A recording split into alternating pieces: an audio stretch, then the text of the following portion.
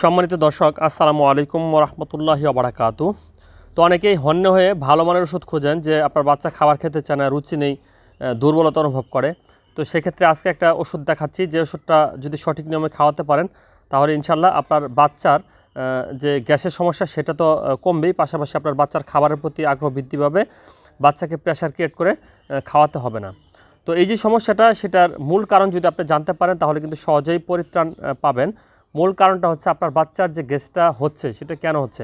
তো সেটা মূলত হয় কিন্তু ফাস্টফুড জাতীয় খাবারে। আর যারা একেবারে ছোটো বাচ্চা তাদের ক্ষেত্রে আপনি হয়তো বা বাইরের খাবারটা দিচ্ছেন, বা যে দুধটা দিচ্ছেন সেই দুধটা বা খাবারটা কি বাচ্চার জন্য স্বাস্থ্যকরী কিনা, বা সেটা আসলে তার যে স্টমাক রয়েছে সেই স্টমাকে অ্যাবজর্ব হচ্ছে কিনা, সেই বিষয়টা যদি আপনি খেয়াল রাখতে পারেন তাহলে কিন্তু আপনার বাচ্চার বমি হবে না, গ্যাস্ট্রিক সমস্যা বৃদ্ধি পাবে না।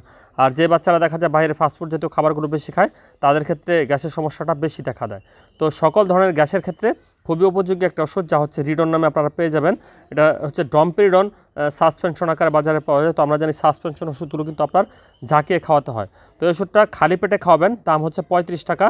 যে সমস্ত বাচ্চাদের বমি ভাব রয়েছে বা বমি করে বা খাবারের প্রতি অনীহা, পেটটা ফাঁপা থাকে, পায়খানাটা ক্লিয়ার হয় না, 1-2 দিন পর পায়খানা করে বা পায়খানাটা শক্ত হয়, এই ধরনের সমস্যার ক্ষেত্রে এই ওষুধগুলো কিন্তু অত্যন্ত কার্যকরী।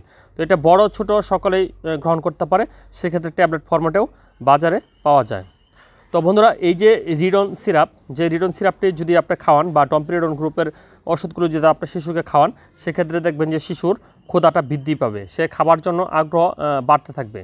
তো এটা অবশ্যই খালি পেটে খাওয়াবেন। খালি পেটে বলতে খাবার খাওয়ার সঙ্গে সঙ্গে না, খাবার গ্রহণের 20 থেকে 30 মিনিট পূর্বে খাওয়াবেন। দেখবেন যে আপনার বাচ্চার স্টমাকটা খালি হয়ে যাবে, ক্ষুধা লেগে যাবে, পায়খানাটা ক্লিয়ার হয়ে যাবে।